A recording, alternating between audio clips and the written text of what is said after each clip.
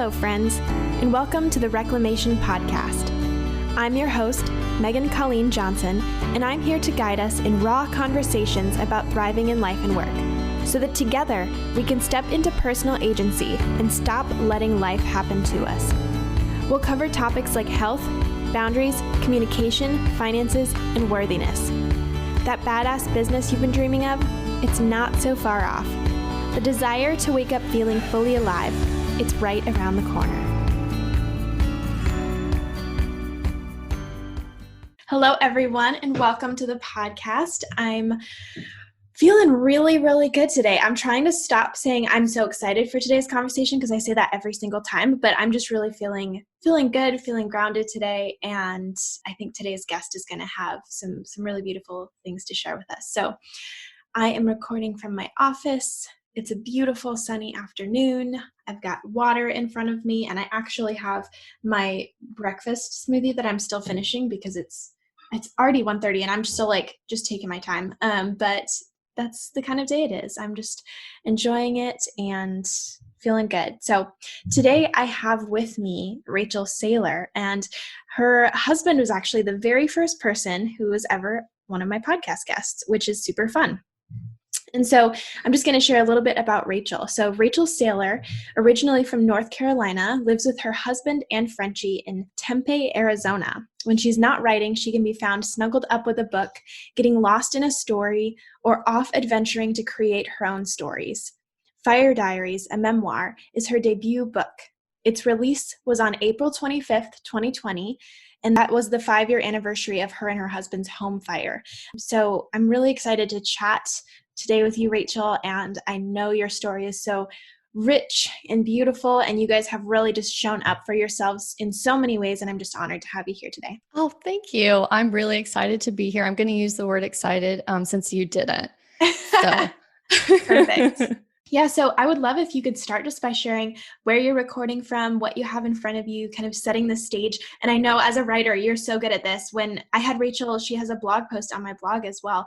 And it was so beautiful to read through because you are such a writer. Just your description is beautiful. So I'd love if you could do that now as well. Thank you. Yeah. Okay. So in front of me, I have lots of drinks. I love my beverages. I have a now empty cup of coffee. I have a cup of herbal tea that's lukewarm at this point. I have a full cup of water because I live in the desert in Tempe, Arizona, and you always have to have water on you. It is imperative. Let's see. I have a small candle that's lit. I love to light a candle before every work session, no matter what it is that I'm doing. It helps me feel grounded. I have my chapstick because I can go nowhere without that. And I have Rupi Kaur's book, The Sun and Her Flowers, which is really beautiful, full of poetry, my journal and my pen. And I've got on the wall, I'll just tell you, I've got 100 essential novels, scratch off. So I try to read lots of those books, and I get really excited when I get to scratch one of those off. I love lists and things like that. So that makes me really happy. Yeah, I love that. I have a picture of me and my husband, black and white. It was a picture taken of us in the Blue Ridge Mountains when we lived in North Carolina. And we've got coffee in our hands, and we were surrounded by a horse farm. And I've got tons of books behind me because I am a book lover and I'm a writer. So I must always have books on hand. I love it. I love that so much. Are you in the space where you have kind of all those pages around you, or is that a different space? That's a different space. Different space. Okay. Yeah. That's what I'm picturing as you're talking about this, all these other things as well. But I'm sure that the space you're in now is just as fun. It sounds like you have lots of things around you that are just really special to you. And that's so beautiful. Yes. For people who don't know what I'm talking about, Rachel has this beautiful, to me, it just feels like it's an Anthropologie storefront where you have all these pages taped to the wall, and it's just gorgeous. It's like an art piece in itself. It's amazing. Yes. My husband put that up for me as an art installation piece for Christmas. He surprised me, and I just adore it. I love that. So fun. So I would love to dive into some of your story if that sounds good. Yeah, of course. So as you've said, I'm a writer, and I didn't grow up knowing I was going to be a writer. I had other plans for myself, and I've always been the type of person that when I set a plan and when I say I'm going to do something, I'm going to follow through and I'm going to do that. So my plan was to become a therapist. And at the time, I was working in the social work field as a director of an after-school program for at-risk youth. And the idea of writing was, again, like I said, just not an idea. I didn't think I could do that. It didn't even pop in my head. So there was this time in my life where I got really, really sick, and it was very strange. I was in and out of the hospital. It lasted for over a week, and we didn't know what was wrong with me. But the one thing that was really pulling me through, apart from the support that I get from my husband, of course, were books. I love books. And it was the only thing that could really take my mind off of the pain that I was just constantly feeling. And I remember talking to my husband, Austin, about the current book that I was reading and an idea that I had for a story. And he looked at me and he just said, like, why don't you write a book? And I thought, I just said, I never thought to. I didn't think that was an option. I didn't go to school for that sort of thing. So all of those thoughts sort of popped up. But then I thought, but why not? I mean, I only have this one life and I'm really sick right now, and you never know what could happen, right? We only have today, and then when we wake up the next day, we're grateful to have that day. And so I thought, maybe this is something that I really do want to go for. And I'm not someone who will just jump from career to career, like I said. So it was a big deal that I said, yeah, okay, that sounds really interesting. I think I should try it. And so I had these, naive beginnings, as we all do, I think, when we try something new. And I really just let it be at the whims of my inspiration when I would write. And of course, I still had my day job. So when inspiration struck, that was, few and far between moments. And I was just kind of feeling my way out, but I had no plan and I wasn't taking it seriously. I wasn't a profession of the writer's world yet. So I'm going along for about 6 months doing this approach, having fun, but not really knowing what I'm doing. And then in the middle of a night in the Appalachian Mountains, we wake up to our apartment on fire. It was super scary, very traumatic. And, we only had a maximum of 2 minutes of waking up before we were down at the bottom of the apartment complex, looking up and seeing the flames bursting forth from our home. And that moment, really, it just literally lit a fire under my own ass of again, Rachel, you only have this one life and tomorrow is not guaranteed. So what are you going to do with this life? Are you going to take this seriously? Is this just going to be a hobby, or are you going to go for it? And so that's what really kicked it off for me to say, okay, yes, I'm going to go for this. And that's when I started to get serious and write about the fire. Actually, I just started writing all these diary entries of how I was feeling, of the actual fire, and just detailing step by step what happened, exploring that, but knowing that this is something that I'm going to create as a full piece and put out into the world, and kind of, stake my claim of I am a writer and I'm going to show you by showing up every day to write. So that's really what got me going. I love hearing your story with that. And there were a few things that really stood out to me. I mean, I've heard your story some before, and it is also on the blog as well. But I think just hearing it from your voice is such a beautiful thing. And I really loved when you asked the question, well, why not me? Why not? At one point you said that, and I don't remember if it was Austin who asked you that question or if you were asking yourself. But I think that's such a beautiful question. And I feel like that's something I hear with my own clients, is it feels like they reach this precipice where they have to ask that question of okay, I really want to do this thing. I know I have these gifts. I think I could do it, but, and then there's, all of the fears and all of these other things. And then it comes to this point where it's okay, well, you can just accept those fears and you can accept those things, or you can ask that, well, why not me? And then what comes next? Yeah.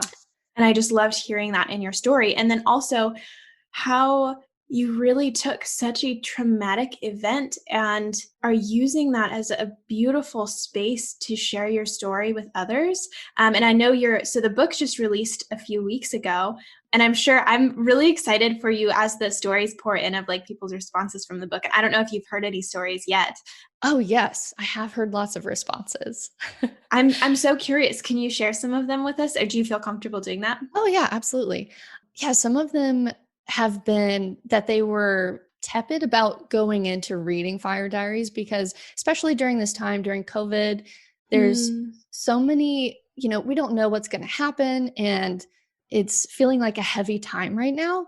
And so I've heard from people that it was difficult to want to pick this book up because they thought, oh, this is kind of a heavy topic. I think this might make me feel sort of emotional, and I'm not sure that I'm ready to pack that on top of what I already am feeling. But what was beautiful about it is those people who weren't sure about picking it up, when they did, they said that they were so grateful that they did because it's actually been really helpful for them during this time.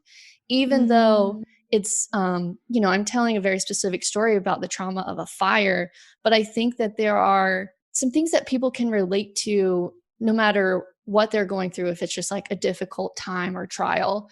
mm. And so the responses have been some of like, I just felt like I should really own my own voice and be really authentic to who I am right now and be willing to share that with other people and not feel like I have to hide behind things or let other Mm. people speak on my behalf. So I thought that was I love hearing stuff like that. It makes me really happy that someone can use part of my story to help them and enrich their own lives, even if they haven't been through the same exact experience. Yeah. Um, so that's Yeah. been really lovely. That's amazing. And I feel like that's just such a beautiful thing to remember as we're reclaiming is when we shine in our power and like we step up and we do use our voice, it's like such a trickle effect, and it allows other people to see how beautiful it is and Mm. how freeing it is when you step into using your gifts and using your voice. And so that is just so beautiful. Thank you for sharing some of those pieces, because Oh, I feel yeah. like that is, especially for a lot of my listeners, they're visionaries, they're dreamers, they have so many big ideas. And that is where we tend to get stuck, is like, okay, like I want to use my voice, but I'm scared. And Mhm. hearing that after, it also impacts other people in such beautiful ways. I just think that that is such I don't know, creates almost an urgency that of like, people need my message. Yeah, People, when I show up for myself, it's actually showing up for the world around me. And I feel like we just need totally. so many more people to be doing that. And it just helps the whole world, I believe. Yes. But, And yeah. other people need you to be courageous because Mm, then that courageousness really it's infectious. So yeah. when you are courageous, someone else can pick that up and find courage within themselves. Mm, And I think that's really yeah, beautiful. And I know that that my is. mentors and the people I look up to are really courageous and they're very authentic to themselves. And I can look at that and say, oh, that's awesome. I can do that too. Yeah. Yeah. Oh, that's really good. I was just sharing this the other day, and I feel like I heard this in your story too. And this is something I continually remind myself, is that often like courage and confidence specifically. So a lot of my clients are working with like confidence stuff, like being confident enough to use their voice. And this like little mantra has kind of come up and bubbled up through different conversations where it's like, confidence comes with, not before. And it's Yeah. like you have to step out and be willing to do the scary things, and then you feel confident. It's not something that we usually achieve like before anything happens. Right. It's You like can't. yeah, yeah. And I love how you started even before the fire, you started to show up for yourself in small ways. Like it was like, I'm trying to think of like a good analogy of like turning on a water faucet, almost like you're like, I'm just gonna turn on just a little tiny bit, and you started like writing and things. And then it was like after the fire, it's just like, all right, let's turn on the whole thing, like full Yes. force, like jumping into it. And like, so amazing. I love that so much. So good. Yes. So our primary topic is reclaiming your voice. And I'm curious, can you share just like, what does reclaiming your voice mean to you? And like when you're actually sharing, like with other people, specifically this audience right now, what are the initial words that you have? This directly goes with when I wrote Fire Diaries. So this is right when I decide, okay, I am going to do this. I'm jumping all in and I'm taking my courage and my confidence with me. The big thing is so many people have asked me over the years. So this is about 5 years ago that I started writing Fire Diaries. As I've gone along, people have asked me, like, why did you write Fire Diaries? I guess it can be sort of obvious, but it still is a question that lots of people tend to ask. And I really didn't want to answer that question. And I have shied away from it for years. And I've given other reasons, but not the real reason. And what's funny is that the reason I wrote Fire Diaries was because I wanted to reclaim my voice. I wanted to be able to tell my own narrative and not have someone else or other people dictate my narrative and my story. And I was finding that after the fire, I was put in this strange limelight because it's not something that I wanted. I wasn't seeking it. I wasn't excited about being there, but it did put me in a very strange limelight for a time. Everybody was watching. Everybody was watching. How is she going to handle this? How is she going to grow from it? How will she respond to others? And I felt like I needed to heal quietly because I was really angry. And I turned to write because I was so angry. I was angry at the people who started the fire. I was angry that nobody seemed to fully understand what I was going through, which how could they? They'd never been through a fire, most of the people I knew. I wanted people to understand like how it was really affecting me, not how they thought it was affecting me or how I perceived that they were perceiving my situation. And so I wanted all of that to stop. And I figured the best way to do that was just to put pen to paper and let my heart just pour out so that other people could see and understand me. And so that very specific part right there is what I was so scared to tell people is I wanted to be seen and understood. I wanted people to hear my words and actually for the first time fully understand what it was like to be in my shoes. And I was worried that people wouldn't like to hear that because it's, sort of self-centered or like self-focused. It's not self-centered as much as I was focusing on myself. Makes sense, right? But I still felt this like, oh gosh, what if people think of me less because of that?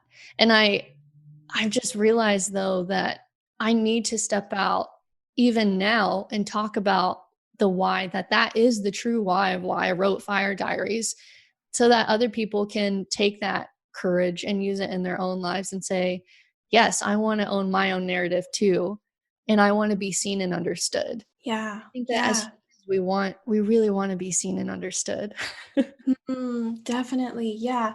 And what I'm hearing as well from what you're saying is just this beautiful allowance of all of your humanity and emotions. As you were experiencing your anger, like you were almost, you allowed, like writing gave you permission to be angry in some ways. Like it gave you a mode of like pouring out your anger. And you can tell me if I'm interpreting this correctly or not. But also by using Fire Diaries and using your voice, it allows others the permission to feel their feelings and emotions in all of their humanness because they see you and they see you speaking it out and they see you sharing your story. And not only is it giving them the doorway to understand and see from your perspective, but then it's giving them so much more freedom to experience that in their own life. Yeah. Which is huge, especially in the Western world where we do swallow, I think, a lot still. It's getting so much better, but there's still like a constant drive, or we're encouraged still to be in this kind of constant forward movement, instead of just like sitting and being with our emotions and being with our story. And those are just like some things that came up for me as you were talking. Absolutely. And I think it's so important for us to honor our emotions and not just push them down or push them to the side, because ultimately they will pop back up and they might pop back up in ways that we don't like. We should want to deal with them in a good way, and deal with them. It's just, that's maybe the wrong term, but feel them and accept them and let them be, instead of, becoming this pressure cooker and having things explode later in a different way, but owning your emotions. Yeah. I'm curious because honestly, I don't think anger has come up much in the podcast at all. And I really appreciate that you shared that because I think we all experience anger. We try not to, I think a lot of the time, specifically anger out of all the emotions, because it feels like it's a bad emotion, even though it's not. But when things happen to us, like you had a righteous anger, your house burned down and people did not understand where you're coming from. And like, of course, like, hello.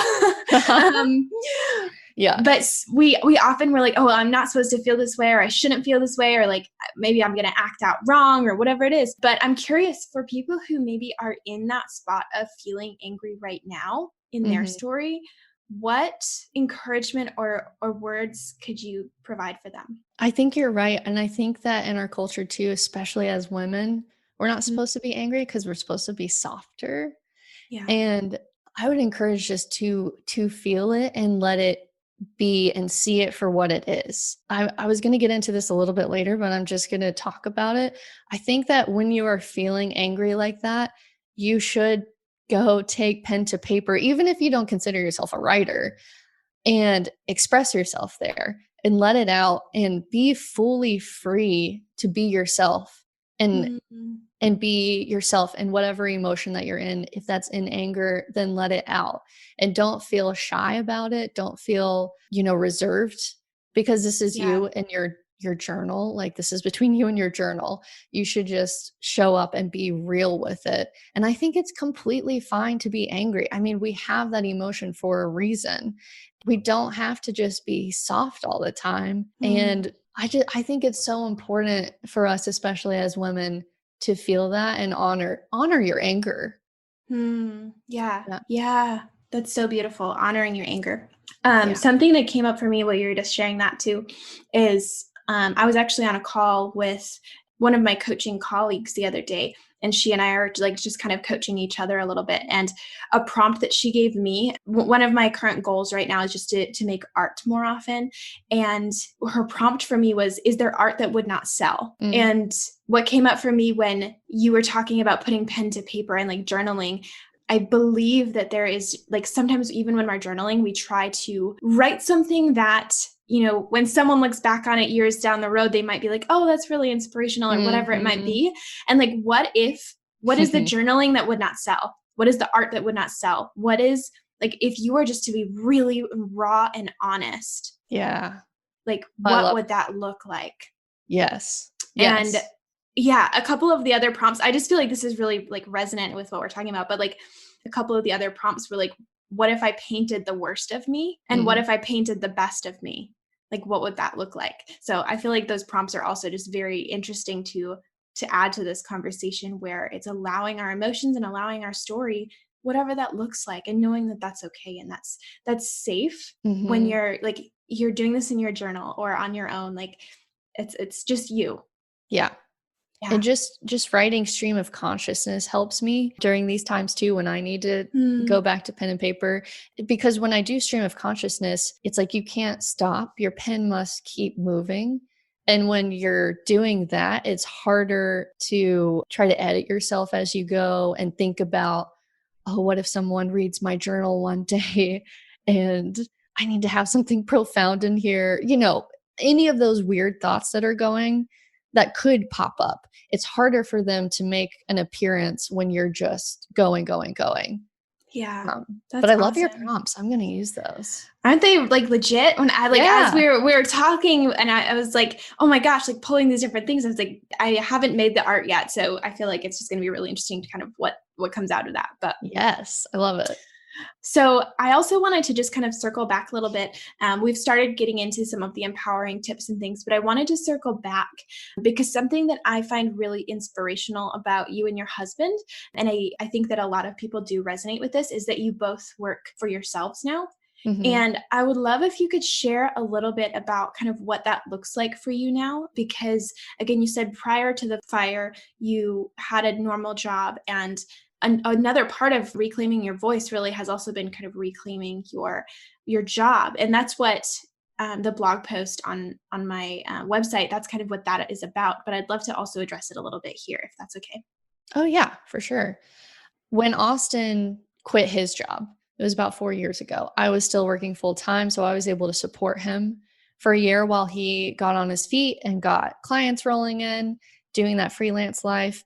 And then he got his stuff to a point where he was like, okay, now you can quit and you can write from home full time and then also help me on the back end stuff.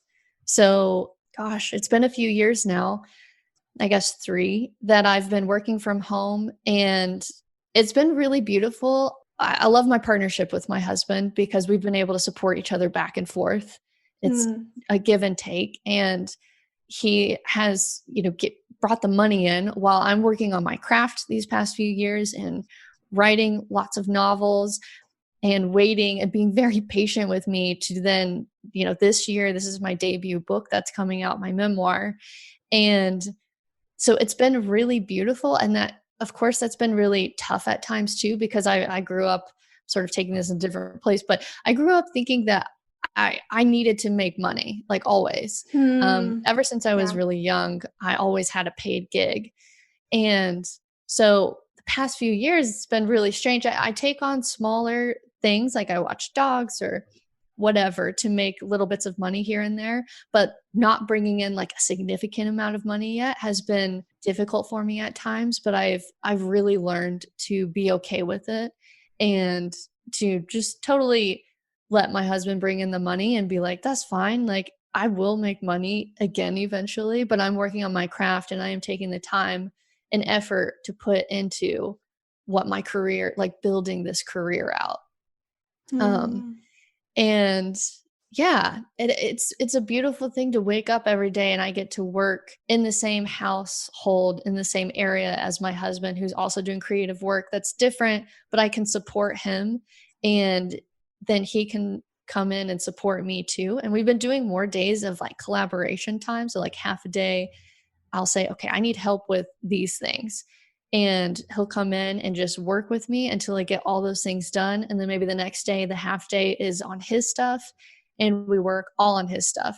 And it's amazing what together we can create and do. Like, we might spend half a day together working on my stuff, and that's more than I could probably do in a whole week by myself. But I've learned too that like I need the support from someone else. I can't just rely on myself to make everything happen all the time. And I get so much energy and excitement from somebody else working alongside me.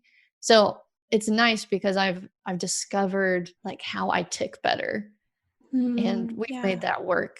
Of course, our process is always growing and changing, which I love because I think that you should always be growing and changing no matter what you're doing. Yeah. I don't know if that fully answered your question. No, I love that. That was really beautiful. And I just think it's always really interesting to hear. I think our process is relatively similar to yours, which is really fun because I don't meet that many couples where we've done that back and forth, or like they've done the back and forth as well, where, we kind of take turns supporting each other. And I did it for a little while while Alex was growing his business, and now he's done that for me. And it's really, really fun and beautiful. It's hard. Like I resonate with what you were saying in regards to when you're not making money, it is almost this really beautiful time to realize, like, who am I without making money? And I know that's a question that I've had to ask myself, like, who am I without making money? Who am I when other people are providing for me? Which is just a really interesting thing to be asking. But I also want to just speak to listeners who are coming from a completely different background as well, because as I was listening to you, I can also just picture someone who is potentially wanting to start a business and who is single or not in any type of partnership. And if that's where you're at, I just want to encourage you as well that there are some beautiful ways that you can cultivate collaborative community and partnerships without a romantic partner there. And just as an example, I'm currently part of a crafted mastermind. So a fellow coach and we decided to craft a mastermind together where we have a few different coaches and we kind of collaborate and support each other as we're growing our businesses. And there's beautiful opportunities then to partner on different offerings together and to, support each other on our podcasts. And there's like really beautiful ways, and that's free. Like all of us are supporting each other for free. I understand that sometimes looking from the outside, having a partner can look very, very privileged. And I would personally say I feel very privileged to have a partner who is willing to ebb and flow with me in ways that feel really good. Yeah. But I know that there are also ways for people who do not have that. It may just look different, but I think they're all really, really beautiful ways to reclaim what work can look like, and then to also just reclaim your voice and be able to share that with the world. Absolutely. And even with a partner too, we do different things. I'm a writer and he's a motion designer. And so we don't understand each other's work all the time. And so I definitely have my online communities of other writers who I can talk about the craft and the pain points that we're having and all of those things. And that's really important too. Yeah. To be able to plug in with other people in your business world. Yeah, definitely. I know I just love having online community in general. I love that that's a thing we can do, especially right now during kind of this time of COVID. Yes. It's just, that's what we are relying on, is these online communities. And I've, connected with some local people as well. But it's so beautiful to have these online communities that you can plug into, of like-minded, like-hearted, and just like people that we can connect with on the same like career path as us. That's really beautiful. So fun. Yes. I love it. So I'm curious, we talked some about empowering tips that people can be implementing as they're reclaiming their voice. Specifically, we were talking about anger and just kind of how to process that through journaling. But I'm curious if you could share any other things that you have in mind for specifically just like reclaiming your voice. Yeah. So, like I said, journaling is the first thing I think someone can do. And maybe if you don't process that way, I process writing. Of course, that's what I do, so it makes sense. But even if you wanted to record your voice on your phone or on some device or something like that, I think that could also be really powerful and letting your emotion just fully out. So if you don't want to journal, but I still think journaling is a beautiful thing to do that. I was thinking about this grit and diligence that people have in their career. So one thing I'll say is everybody faces self-doubt. We have these stories that we tell ourselves, these negative stories that we tell ourselves, like, I can't do this because I'm not smart enough, I don't have enough experience, whatever all of these things are that we're telling ourselves, which is messing up with what's real and what's true. And I think that goes hand in hand with our voice.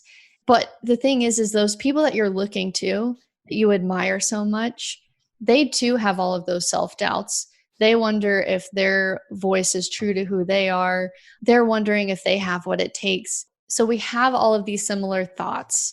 And even the people that you look to that you think must have best days every day or most days, just knowing that we all are in that position, no matter how much quote unquote success we think somebody else has, we're all facing that. And if you can just each day decide that you're going to reclaim your own voice, your own narrative, and stand strong in that, no matter how you're feeling that day, people will notice that about you. And that's going to give them the courage to do the same thing with their own voice. So I think like knowing when you're reclaiming your voice, you're almost doing it for other people who are looking to you or will look to you in the future. That can be really just a beautiful and empowering thing. But to go sort of on the opposite side of that, knowing that you can give yourself grace, that you should give yourself grace, that when you feel like you've lost your way or you're unsure if you've really like stuck to your true self, your true voice, or whatever it is that's going on, that you can have grace to just like chill out and just stop and journal. Or if you're not even feeling that and you don't even want to put your voice there, to know that you can sit and meditate or just lay around and just be and let it all happen. But giving yourself grace gives you the space to really let your voice sort of sit with you. And so that way, the next day when you wake up, you can take a stronger stance with your voice, whatever that looks like for you. But you have to give yourself this space and this grace to just be who you are in that moment and not worry about what you should be or what everybody's expecting you to be, because it's easy to get lost in all of that. Yeah, definitely. Kind of what I heard as you were talking about that as well, with like the grit and the diligence, where like everyone has self-doubt, is just this also remembrance of like, okay, these narratives are happening in my head right now. I want to reclaim them. So what is actually true? And I know that that's like an exercise where I have to come back to that sometimes, where is this narrative in my head actually true? Or, am I believing a limiting belief, or maybe someone said something and I internalized the belief, or, maybe I am just feeling really crappy. And the reality is I'm going to be okay. Like I will be okay. But today I just need to give myself grace. And yeah, I just loved that. And how you kind of talked through each of those pieces. That was really beautiful. So I feel like we've chatted through a lot of different things with this, but before we move into wrap-up questions or anything like that, is there anything else you want to share with the audience? I feel like I've said a lot of what's on my heart, and I just want people to feel that they can take that courage and confidence and walk into whatever it is that they're doing daily with it, and that by them showing up in that way and honoring their emotions, honoring their anger, honoring their sadness, and giving themselves grace during those periods just to be and to write it out and journal and express themselves and not feel like they have to push it all down. And then showing up with just this diligence of like, I'm still here and I'm still going to go for this with all I've got because I love what I'm doing and I know that it's going to make an impact. Just do it, and do it for all of the people that are watching you now or will watch you, and know that you will be impacting other people in such a positive way. I think that's so helpful, is to think about the other people that you'll be impacting. And it just helps push you forward and say, yes, I'm going to keep strong in my voice. I'm going to keep doing what I'm doing because I know that other people are going to benefit. And it makes a more beautiful world. Yeah. Yeah, that's really good. Thank you so much for sharing that. That was a beautiful kind of culmination of what we've talked about. I love that. Yeah. So a few wrap-up questions for you. The first one, what is one way that you slow down amidst our busy world? I have many ways I slow down. I love that. That's great. I'm just really good at slowing down. I read. I'm an avid reader, and I love to read. I love to escape to other worlds. It is such a beautiful thing. I go for walks. It is about probably 100 degrees out there right now in the desert, but early in the morning or late in the evening during the summer, I love going for walks. I chat with my husband or friends or siblings. That helps me just really chill out and just, chat about everything, anything, nothing. I love to dance around my kitchen, get some music blasting either in my headphones. If Austin's working, then I can do that and still dance around.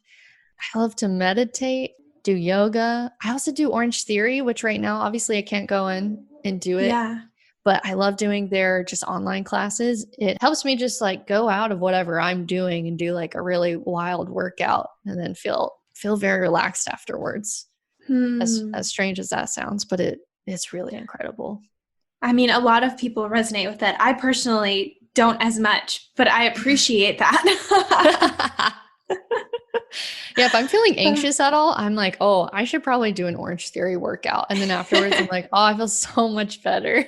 That's amazing. I love that. So then another question for you is, who are a couple of your current role models or mindset expanders? Oh, yeah. I've got a few of those. I love me some Liz Gilbert.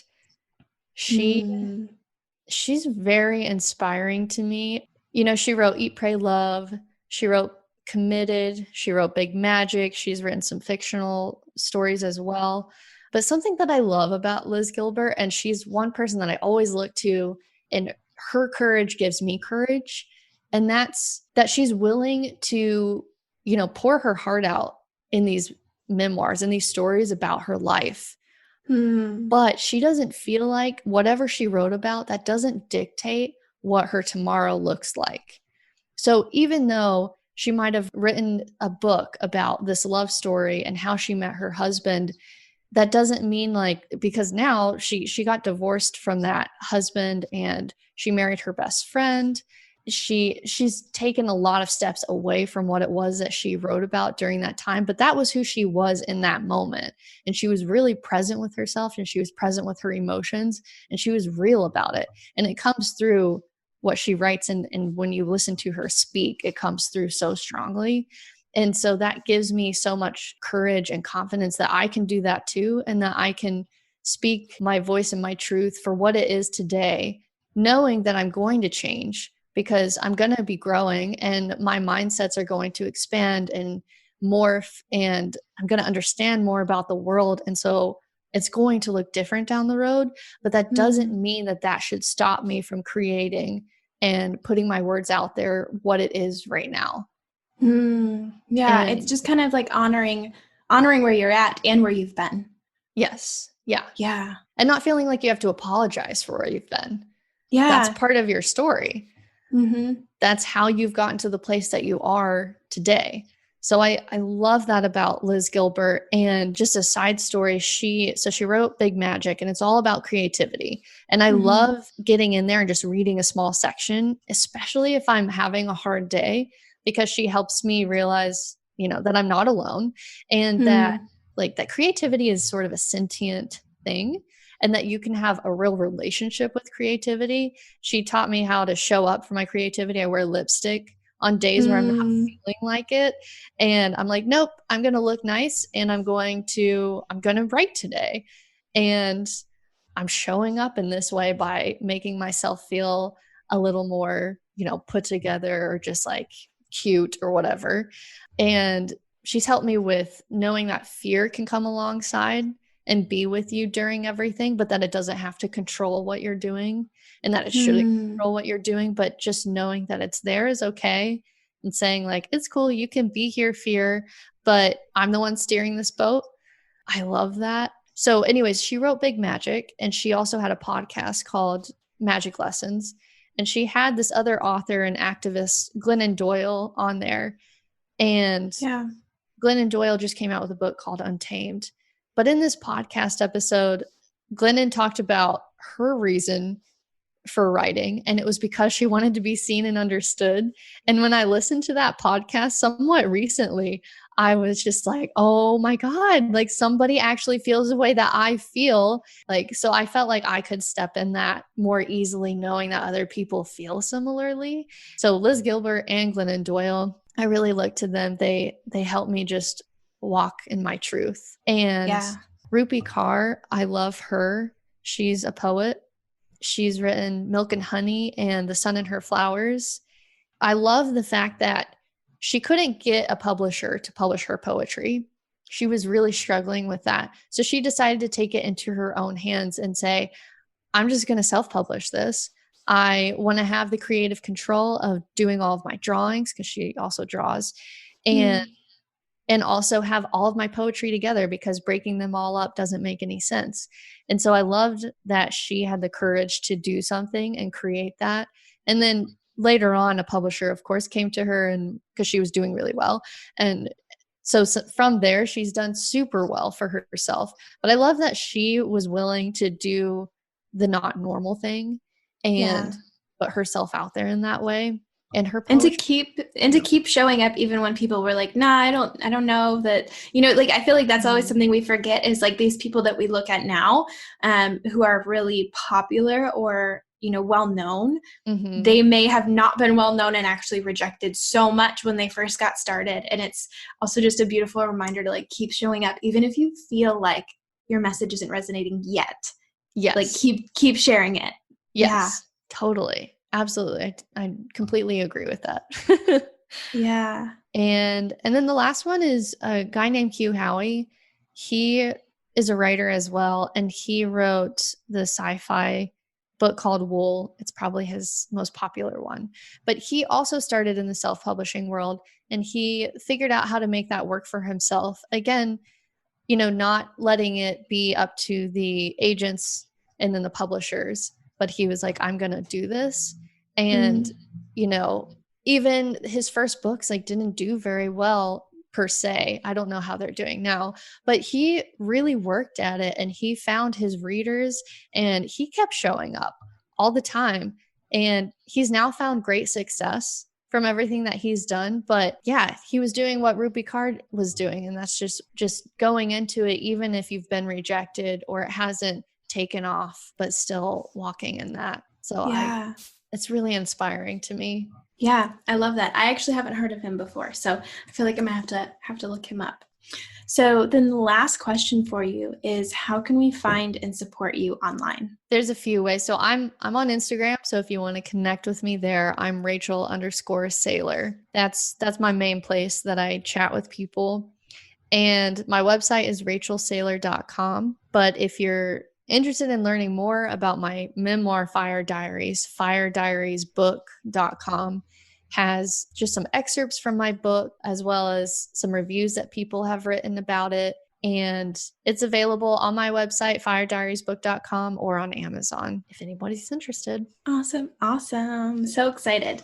Thank you so much for being here, though, and just sharing your story, and thank you for continuing to show up for yourself throughout your journey, because it's so beautiful to see how you are impacting people. And I have yet to purchase the book. I still need to do that, but I'm really excited to read it. And it's a reclamation journey. So when I talk about reclamation, I share it as a journey because it's ongoing. Yes. And it's just kind of that day to day. So I love that. I loved our conversation today, and just really appreciate you sharing your story and being vulnerable in doing that, because that's not an easy thing to do. So thank you. I'm so glad that you had me on. It's been so lovely talking with you. Yes, you're so great, Meg. Oh, awesome. It's a mutual feeling for sure. I love Yay. it. Awesome.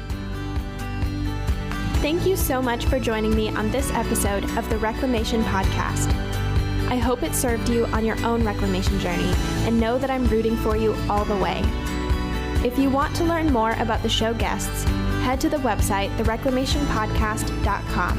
And if you found value in the show, 5 stars is always appreciated. Good things are coming for you. Bye for now.